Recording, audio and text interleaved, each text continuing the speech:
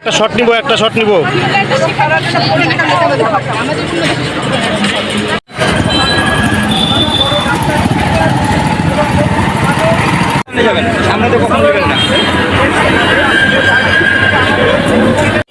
ভাই ভাই ভাই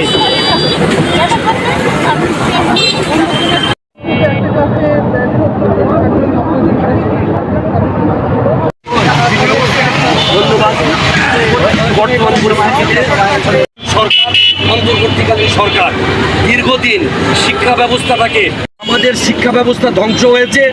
আমার মেয়ে অষ্টম শ্রেণীতে পড়াশোনা করে,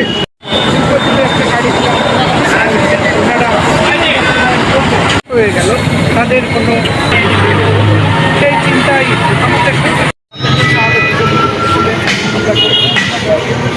হয় তারেক ভাই 5 সেকেন্ড।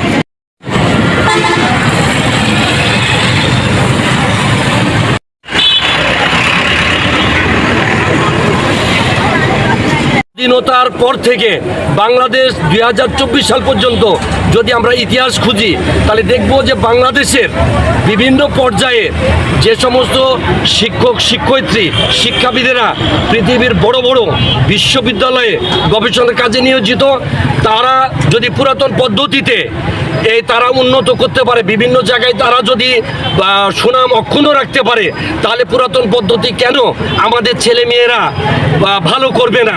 হঠাৎ করে নতুন পদ্ধতি কোন ডিভাইস নিয়ে আসলেন যে আজকালকে বহু সায়েন্টিস্টের কাছে গেলে দেখা যাচ্ছে যে mobile, electronics media, print media সব জায়গাতে পেপার পত্রে খুলে দেখতে পাচ্ছি বাবা মার সঙ্গে ঘরে ঘরে যুদ্ধ হচ্ছে এই মোবাইল নিয়ে, কম্পিউটার নিয়ে।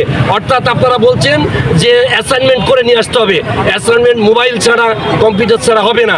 আমাদের দেশে কত পার্সেন্ট লোক আমরা শিক্ষিত? আমরা সর্বোপরি শহরে যারা বসবাস করছি আমরা শিক্ষিত জন, আমরা হিমশিম করে যাচ্ছি।